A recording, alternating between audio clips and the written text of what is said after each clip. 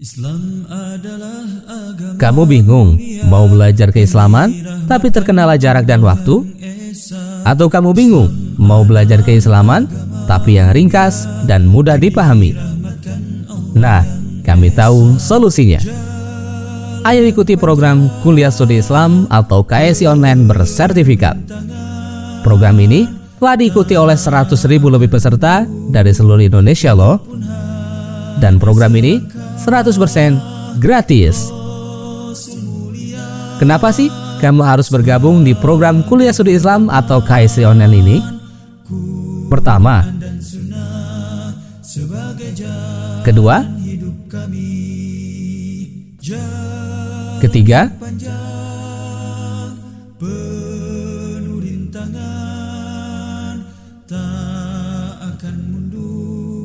walaupun hanya selangkah.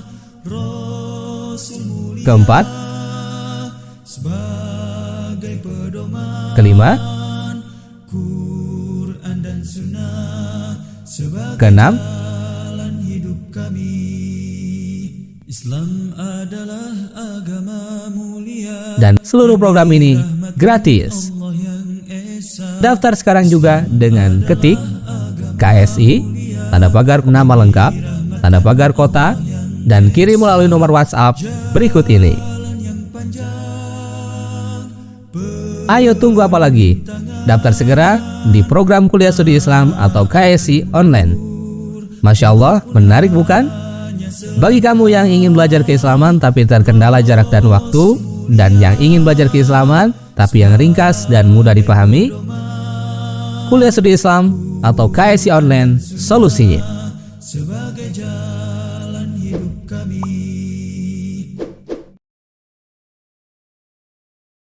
Tak akan mundur walaupun hanya selangkah. Rasul mulia sebagai pedoman, Quran dan Sunnah sebagai jalan hidup kami. Bismillahirrahmanirrahim. Assalamualaikum warahmatullahi wabarakatuh. Innal hamdalillah nahmaduhu wa nasta'inuhu wa nastaghfiruh wa na'udzu billahi min syururi anfusina wa min sayyiati a'malina. Man yahdihillahu fala mudhillalah wa man yudlil fala hadiyalah. Asyhadu an la ilaha illallah wahdahu la syarikalah wa asyhadu anna Muhammadan abduhu wa rasuluhu alladzi la nabiyya ba'dah. Allahumma sholli ala Muhammad wa ala alihi wa sahbihi wa man tabi'ahum bi ihsan ila yaumiddin, amma ba'du. Sahabat LC yang dirahmati Allah Subhanahu wa taala di mana saja antum berada, alhamdulillah, puji dan syukur tak henti-hentinya kita sampaikan kepada Allah Subhanahu wa taala yang Maha Pengasih lagi Maha Penyayang, yang telah memberikan karunia yang begitu besar kepada kita semua sebagai umatnya. Dan alhamdulillah sampai saat ini kita masih diberikan umur yang panjang sehingga kita bisa memasuki bulan Ramadan. Dan semoga Allah Subhanahu wa taala tetap memberikan kesemangatan kepada kita semua, memberikan keistiqomahan kepada kita semua, memberikan taufik dan hidayahnya sehingga kita dapat mengisi bulan Ramadan tahun ini dengan ibadah-ibadah yang disyariatkan. Dan semoga Allah Subhanahu wa taala kelak menerima amal ibadah kita di bulan Ramadan. Salawat dan salam semoga tetap tercurah kepada junjungan kita baginda Nabi besar Muhammad sallallahu alaihi wasallam, kepada para keluarganya, para sahabatnya, tabi'in, tabi'ut tabi'in, dan kita semua sebagai umatnya yang insya Allah istiqomah untuk meniti jalan yang lurus hingga akhir zaman. Amin ya rabbal alamin. Sahabat LC yang dicintai Allah Subhanahu wa taala, di bulan Ramadan ini sangat erat kaitannya dengan masalah ibadah maliyah, yaitu membayar zakat. Pada kesempatan yang baik ini insya Allah saya akan menyampaikan sekilas tentang fikih zakat, tapi yang saya bahas adalah fikih zakat mal, karena mungkin kalau untuk fikih zakat fitar kaum muslimin kebanyakan sudah memahaminya dengan baik. Dan pada kesempatan pertemuan ini saya akan menyampaikan tentang fikih zakat mal. Sahabat LC yang dirahmati Allah Subhanahu wa taala, seperti yang kita ketahui bahwa zakat ini hukumnya wajib karena zakat ini merupakan rukun Islam yang ketiga setelah salat. Di dalam Al-Qur'an surat Al-Baqarah ayat yang ke-43 Allah Subhanahu wa taala berfirman, wa aqimus salata wa atuz zakah. Kerjakanlah salat dan tunaikanlah zakat. Kemudian Allah Subhanahu wa taala berfirman di dalam Al-Qur'an surat At-Taubah ayat yang ke-103, khudh min amwalihim shadaqatan tutahhiruhum wa tuzakkihim biha wa sholli alaihim inna salataka sakanul lahum wallahu sami'un alim. Ambillah zakat dari sebagian harta mereka, dengan zakat itu kamu membersihkan dan mensucikan mereka, dan mendoalah untuk mereka, sesungguhnya doa kamu itu menjadi ketenteraman bagi jiwa mereka, dan Allah Maha mendengar lagi Maha mengetahui. Dan masih banyak lagi dalil-dalil dari Al-Quran yang menjelaskan tentang kewajiban zakat. Kemudian dalil berikutnya yaitu dari As-Sunnah. Dalam sebuah hadis yang sahih, Rasulullah SAW bersabda, bunyal islamu ala khamsin minha ita'i zakah. Islam itu ditegakkan di atas 5 pijakan, salah satunya adalah membayar zakat. Hadis riwayat Bukhari dan Muslim. Kemudian dalam hadis yang lain Rasulullah SAW bersabda, a'limhum annallaha aftarada alaihim shadaqatan tu'khadu min agniyaihim faturaddu ala fuqaraihim. Beritahu mereka bahwa Allah mewajibkan mereka mengeluarkan sedekah atau zakat yang diambil dari sebagian harta di antara mereka dan disalurkan kepada orang-orang fakir di antara mereka. Hadis riwayat Bukhari. Kemudian sahabat LC yang dimuliakan Allah Subhanahu wa taala, bahwa zakat ini mengandung beberapa hikmah, di antaranya ada 4 hikmah. Yang pertama, zakat itu menjaga harta. Orang yang membayar zakat, maka hartanya akan dijaga oleh Allah Subhanahu wa taala. Karena hak-hak yang terdapat dalam harta zakatnya sudah disalurkan. Kemudian yang kedua, membersihkan harta. Tentu bahwa orang yang berzakat itu dia membersihkan harta, karena di situ ada hak-hak bagi asnaf, 8 asnaf, bagi fakir miskin, bagi ibnu sabil, bagi gorimin dan seterusnya. Jadi yang bukan bagian dari dirinya itu dibersihkan, maka hartanya menjadi bersih. Jadi kalau orang yang tidak membayar zakat dan dia sudah wajib zakat, maka dia pasti akan memakan harta yang haram, karena hak dari orang-orang yang seharusnya menjadi mustahik zakat itu diambil, dan itu juga merupakan perbuatan zalim seperti itu. Jadi orang yang tidak membayar zakat berarti hartanya kotor, tapi kalau orang yang membayar zakat hartanya bersih karena hak-hak mereka sudah kita keluarkan. Kemudian zakat ini juga dapat menyuburkan harta.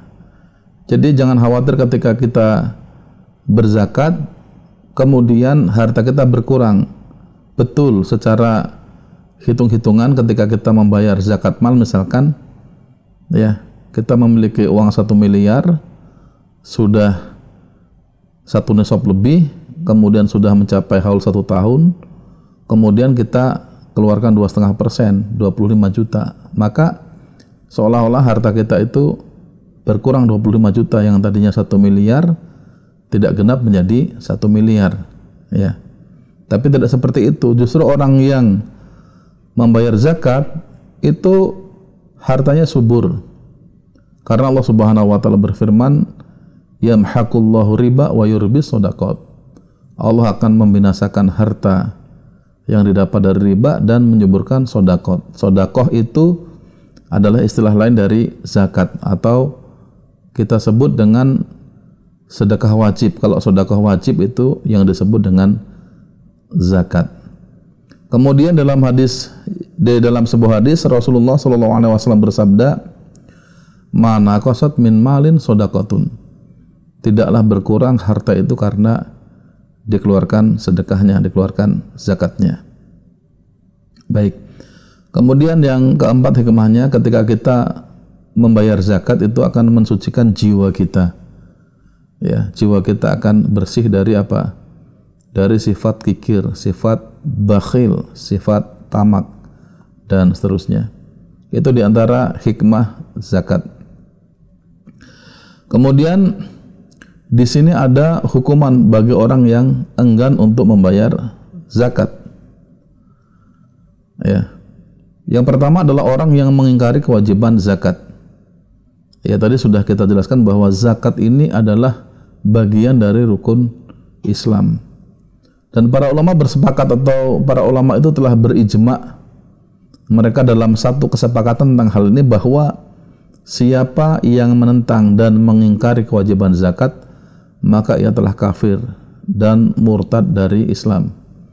Kita ingat ketika pemerintahan Khilafah Abu Bakar Siddiq radhiyallahu an, orang yang tidak membayar zakat itu diperangi karena dianggap murtad, telah keluar dari Islam. Dan kemudian yang kedua adalah hukuman bagi orang yang enggan membayar zakat. Ya. Orang yang enggan untuk membayar zakat pasti karena bakhil, karena pelit gitu ya.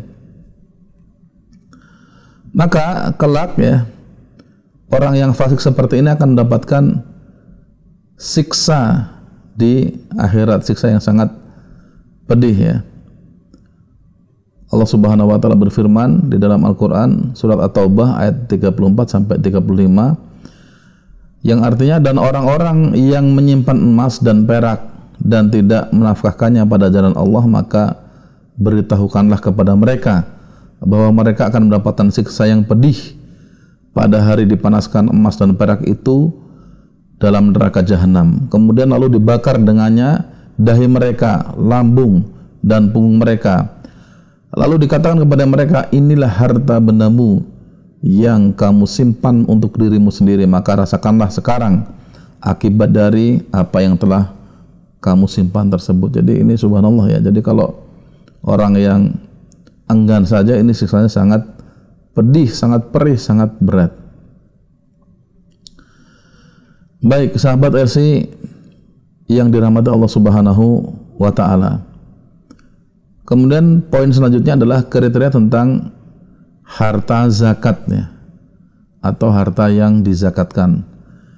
Yang pertama, harta yang dizakatkan itu adalah kepemilikan sempurna atau tamlikul mal. Ya, harta yang kita zakatkan itu adalah harta yang kita kuasai, atau harta saving, harta tabungan ya. Tidak bercampur dengan apapun, harta bersih itu yang kita keluarkan zakatnya. Kemudian yang kedua adalah harta yang berkembang, harta yang dia adalah produktif ya.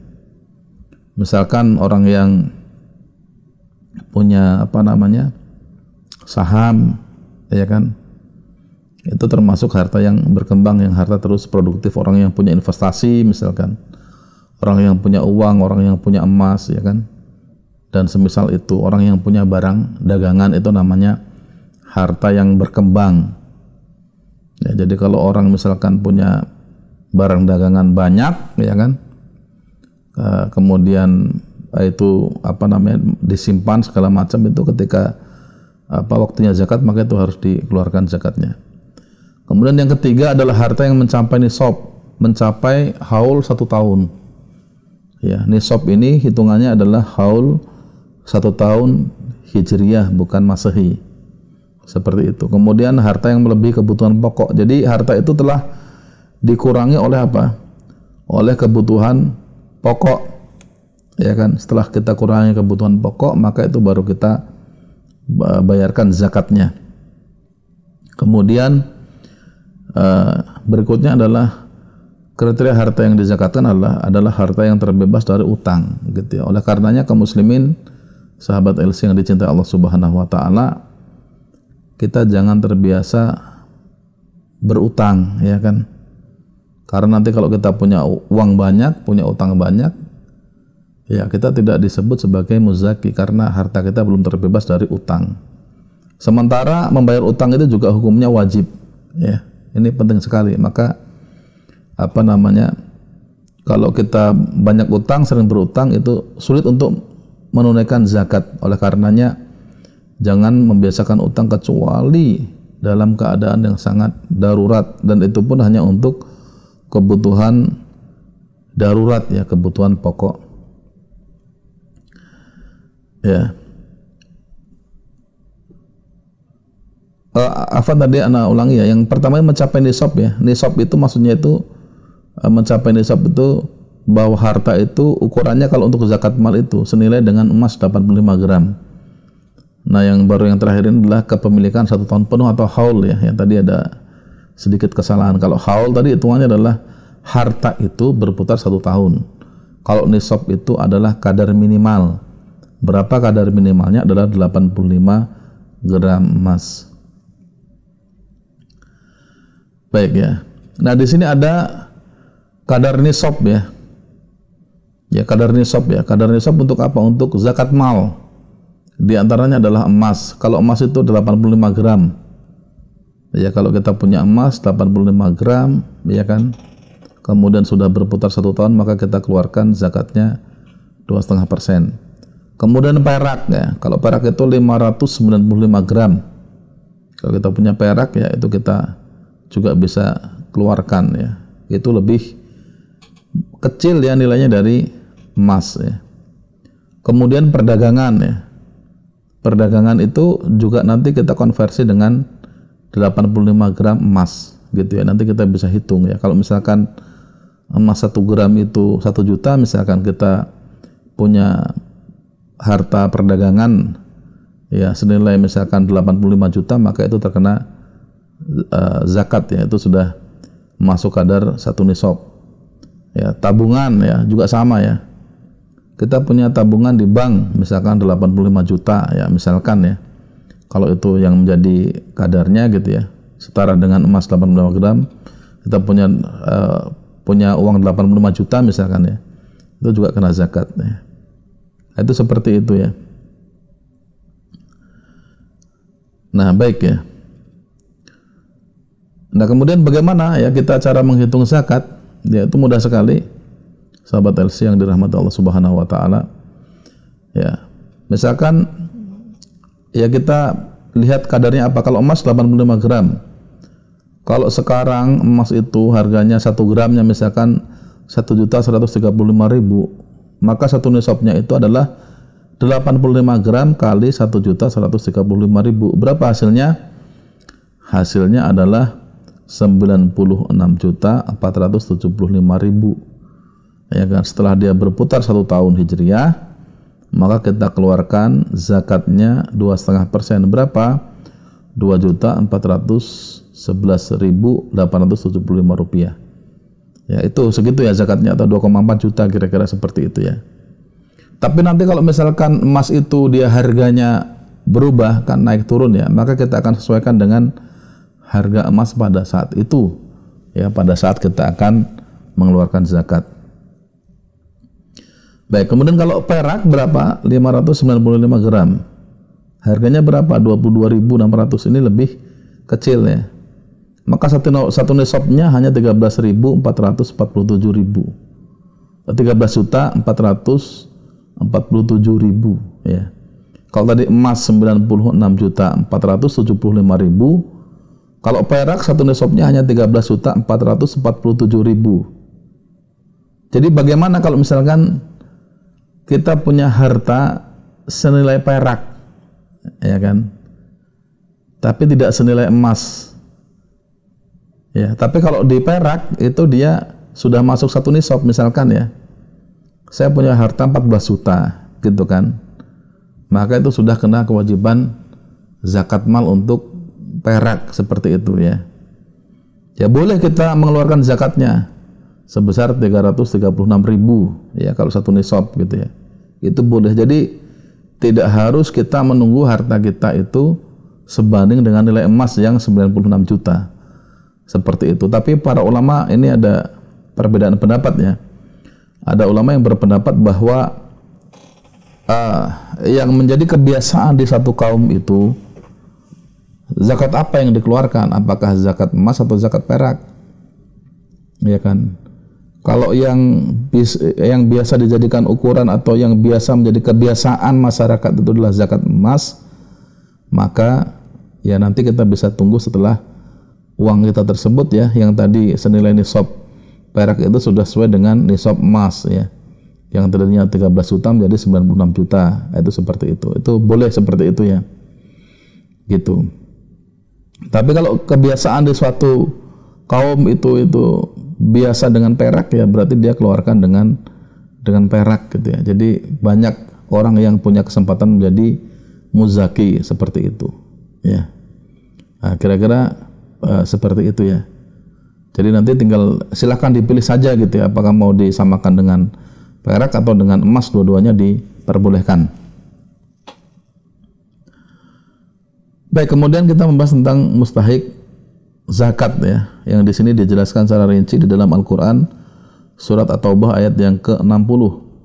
Allah Subhanahu wa taala berfirman, "Innamas shadaqatu lil fuqara'i wal masakini wal 'amilina 'alaiha wal mu'allafati qulubuhum wa fir riqab wal gharimin wa fi sabilillah wa ibnis sabil faridatan minallah wallahu alimun hakim." Sesungguhnya zakat-zakat itu hanyalah untuk orang-orang fakir, orang-orang miskin, pengurus-pengurus zakat, para mu'allaf yang dibujuk hatinya. Kemudian untuk budak, orang-orang yang berhutang, untuk jalan Allah.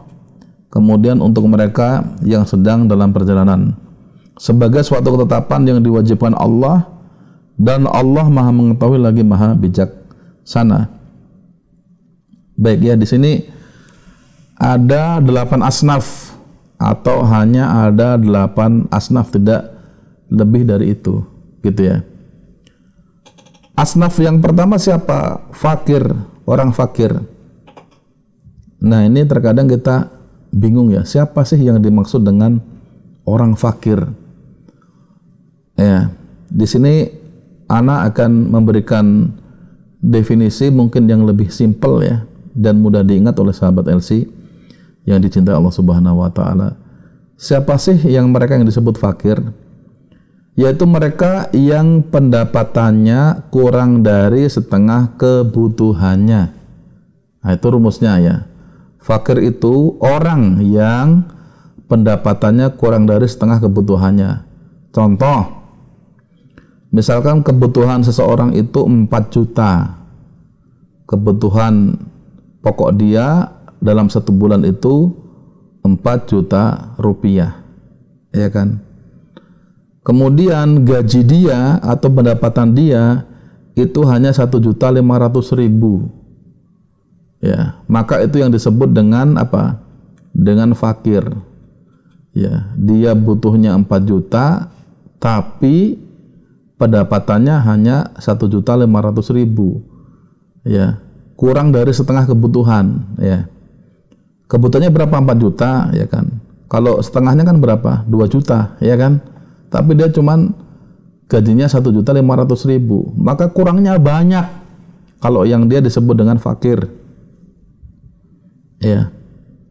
Jadi itu ukurannya seperti itu ya, kira-kira kalau dia disebut dengan fakir, gitu ya. Maka mungkin saja orang yang gajinya 10 juta itu bisa fakir, ya, kalau kebutuhannya jauh lebih dari itu, gitu kan, seperti itu ya.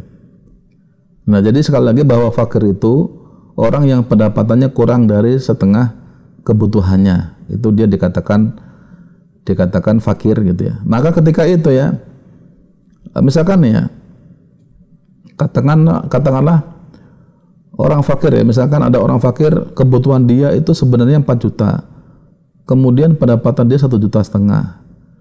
Berapa kurangnya?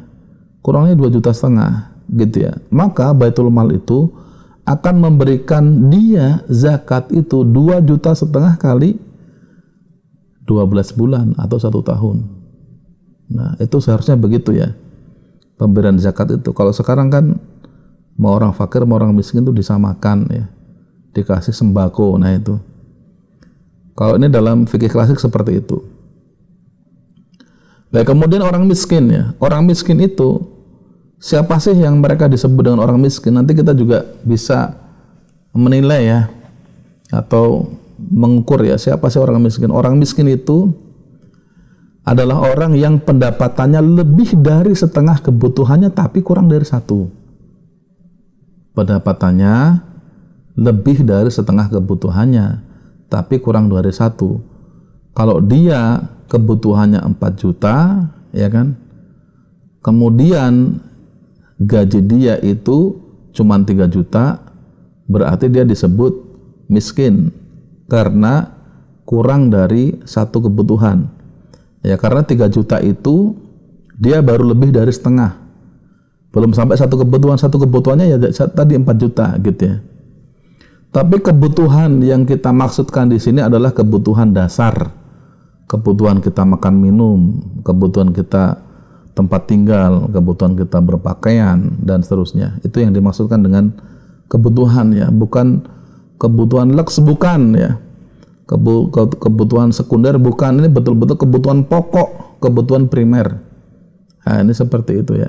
Jadi orang miskin itu adalah mereka yang pendapatannya ya lebih dari setengah kebutuhannya tapi kurang dari 1 kebutuhannya, itu mereka disebut miskin gitu ya. Ya, misalkan ya tadi ya, kalau misalkan dia, kalau katakanlah misalkan gaji dia 3 juta ya kan, dia kan kurangnya 1 juta ya. Kalau kurangnya 1 juta berarti dia akan dikasih dana zakat ya kan, gitu selama 12 bulan ya kan. Jadi diberikan zakatnya 12 juta ya. Itu kalau dahulu seperti itu ya, diberikannya langsung 1 tahun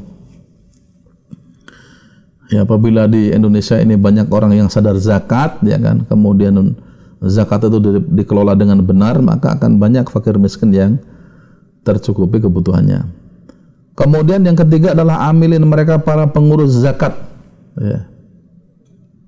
Mereka adalah para pengurus zakat. Siapa yang dimaksud dengan para amilin itu? Mereka adalah orang yang ditunjuk oleh negara, itu yang disebut dengan amil. Kalau dahulu ya seperti khalifah ya, khalifah yang menunjuk para amilin gitu ya, seperti itu, yang mereka mengurus baitul mal itu ya, ditunjuk oleh negara resmi gitu ya, atau ditunjuk oleh masyarakat ya kan ya. Kalau di kita adalah lembaga amil zakat seperti itu ya. Ada juga mungkin amilin yang di masjid-masjid ya, ditunjuk oleh jamaah, itu juga disebut dengan amilin ya. Itu mereka itu disebut dengan amilin gitu, artinya betul-betul mereka bekerja untuk itu gitu ya. Tapi kalau zakat mal ini kan harusnya itu adalah lembaga yang settle ya, lembaga yang betul-betul dia official, dia memang lembaga resmi gitu ya, orang yang kerja di situ. Nah, kalau ada orang yang hanya ketitipan zakat, itu tidak disebut dengan amilin, maka dia tidak berhak untuk menerima dana zakat. Dia kan cuma ketitipan, ini ada zakat, tolong salurkan dia bukan amilin ya. Nah, ini kan saya amilin, saya ambil aja 1/8, ini ada dana 8 juta, buat saya 1 juta dong, kan 1/8 ya. Itu bukan itu. Nah, itu adalah apa ya namanya, pemahaman yang menyesatkan ya, sesat dan menyimpang itu ya. Bukan begitu ya. Amil itu adalah mereka yang betul-betul bekerja di lembaga amil zakat, bekerja mengurus zakat, adalah mereka adalah amilin. Nah, kemudian berapa mereka digaji amilin itu? Mereka itu digaji ukurannya berapa? Al-ajru mithal. Mereka itu digaji sebagaimana orang yang mendapatkan gaji pada pekerjaan itu, atau katakanlah bobot kerjanya itu kira-kira sama gitu ya. Misalkan ya, kalau orang yang kerjaannya dia menghimpun dana zakat misalkan, menerima zakat ya. Berapa kira-kira dia digaji gitu ya? Misalkan berapa kira-kira dia digaji? Ya kan? Kalau misalkan yang bagian apa namanya ya? Bagian mengumpul zakat gitu ya. Kalau di tempat-tempat lain mungkin bagian yang kolektif apa gitu ya, ngambil-ngambil barang segala macam. Misalkan dia digaji 3 juta, ya dia akan digaji 3 juta. Disamakan, disesuaikan gitu ya. Kalau bagian yang catat-mencatat segala macam ya, misalkan kalau orang bekerja dengan bobot pekerjaan yang sama itu dia digaji 4 juta, ya dia digaji 4 juta. Al-ajru misal. Tidak ada orang yang bekerja di lembaga amil zakat dia digaji sampai 250 juta. Itu tidak ada, itu tidak benar ya. Itu namanya merampok dana zakat ya. Itu tidak benar. Digaji sesuai dengan al-ajru misal saja. Sesuai dengan beban pekerjaan saja itu. Seperti itu. Ya. Maka orang yang bekerja di lembaga zakat ya, niatnya harus diluruskan. Niatnya adalah untuk mengurus dana umat, bukan niatnya untuk menjadi kaya. Nah, ini satu kesalahan ya. Karena ini adalah dana umat harus dikelola dengan sebaik-baiknya. Baik, kemudian yang keempat adalah mu'allafati qulubuhum, mu'alaf ya. Mu'alaf itu biasanya hanya dipahami adalah orang yang baru masuk Islam ya, tapi di sini mu'alaf itu ya, menurut pendapat yang kuat itu ada 3 kelompok. Pertama, mu'alaf itu betul ya, orang yang baru masuk Islam maka dia diberi dana zakat ya. Artinya bahwa mu'alaf itu adalah orang yang dilembutkan hatinya gitu ya. Kemudian yang kedua, mu'alaf ini adalah orang yang kafir. Ya, orang yang kafir yang dia dilembutkan hatinya karena dia mengganggu kaum muslimin misalkan ya. Ada tokoh misalkan dia suka mengganggu kaum muslimin ya, perlu dilembutkan hatinya, dia dikasih dana zakat gitu ya. Yang ketiga adalah mu'alaf itu adalah orang kafir yang dia diharapkan masuk Islam. Dia sudah senang dengan Islam ya. Sudah merasa nyaman dengan Islam. Maka kita kasih zakat agar dia masuk Islam, mendapatkan hidayah. Itu adalah mu'alaf gitu ya. Baik, kemudian yang berikutnya adalah riqab ya. Ya, ini adalah dana zakat yang diberikan untuk membebaskan budak gitu ya, sesuai dengan harga budak tersebut ya. Sekarang tidak ada budak ya.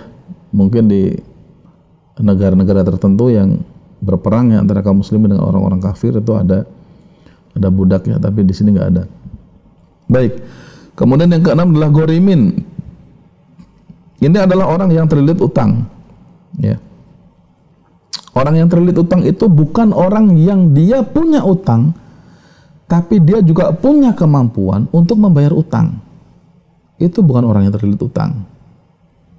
Ghorimin bukan orang yang sekedar dia punya utang, tapi kalau dia mampu dia bayar gitu ya, maka dia tidak disebut dengan ghorimin gitu ya. Ghorimin itu adalah orang-orang yang dia benar-benar terlilit utang. Tapi di sini dikatakan ya, ada dalam satu penjelasan bahwa terlilit utang itu karena untuk kebutuhan agama gitu ya. Misalkan ada seorang agnia ya, dia bangun masjid gitu kan, ternyata baru dananya cukup hanya untuk 90%, dia masih punya 10%, dia punya utang ke material gitu ya. Setelah itu dia tidak sanggup untuk membayarnya, dia terlilit utang. Ini disebut dengan ghorimin ya. Ya kan. Kemudian yang kedua adalah orang yang memang berutang tapi dia untuk kebutuhan pokok ya kan. Dia nggak mau bayar, dia terlilit utang gitu ya. Itu dia disebut dengan ghorimin ya. Ya, masalah fikih ini memang cukup cukup luas gitu ya. Ini hanya di antara pendapat-pendapat, mungkin nanti ada pendapat-pendapat lain yang sahih, silahkan bisa diambil gitu ya. Kemudian yang ketujuh ya, asnaf yang ketujuh ini adalah fisabilillah ya. Untuk apa? Untuk biaya perang, untuk biaya untuk berjihad di jalan Allah ya, ketika itu ya. Ya. Tapi juga fisabilillah ini maknanya juga sudah meluas ya. Ini bisa untuk dakwah ya kan, bisa untuk kegiatan-kegiatan yang dia dalam rangka untuk meninggikan lillahi kalimatillah seperti itu ya, orang yang berdakwah, orang yang berjuang di jalan Allah ya. Kemudian misalkan thalabul ilm ya kan, dan banyak lagi gitu ya, kegiatan-kegiatan yang itu untuk berdakwah ya, untuk memberikan pencerahan kepada umat. Kemudian yang kedelapan adalah Ibnu Sabil ya, untuk mencukupi kebiaya dan bekal perjalanan gitu ya. Ibnu Sabil ya, orang-orang yang dia punya kebutuhan ya kan, dia mau thalabul ilm di satu tempat ya kan, dia tidak memiliki dana yang cukup, itu perlu kita bantu dengan dana zakat. Atau mereka adalah orang-orang yang ingin menyambung silaturahim gitu ya, punya saudara di Kalimantan atau di Papua gitu kan ya, kemudian dia kurang biayanya, itu bisa kita bantu gitu ya. Ya, jadi itu ya mungkin yang bisa Ana jelaskan terkait dengan masalah fikih zakat mal. Dan kita berharap bahwa kaum muslimin, sahabat LC yang dirahmati Allah Subhanahu wa taala, kita sampaikan sekali lagi bahwa zakat itu hukumnya wajib. Kalau kita sudah punya harta zakat, maka keluarkanlah zakat tersebut ya, karena itu adalah hak bagi orang-orang yang berhak menerima zakat. Seperti tadi yang sudah kita jelaskan, ada 8 asnaf ya. Dengan membayar zakat maka kita telah membersihkan harta kita, telah mensucikan jiwa kita ya kan, dan kita akan diberikan keberkahan oleh Allah Subhanahu wa taala. Dan dengan kita menunaikan rukun Islam yang ketiga ini, membayar zakat, maka banyak urusan kaum muslimin, saudara-saudara kita itu yang akan terbantu dan akan tersolusikan. Baik, itu yang dapat saya sampaikan, mudah-mudahan bermanfaat, dan kita tutup dengan doa kafaratul majlis. Subhanaka Allahumma wa bihamdika asyhadu an la ilaha illa anta astaghfiruka wa atubu ilaik. Wassalamualaikum warahmatullahi wabarakatuh. Tak akan mundur walaupun hanya selangkah. Rasul mulia sebagai pedoman, Quran dan Sunnah sebagai jalan hidup kami.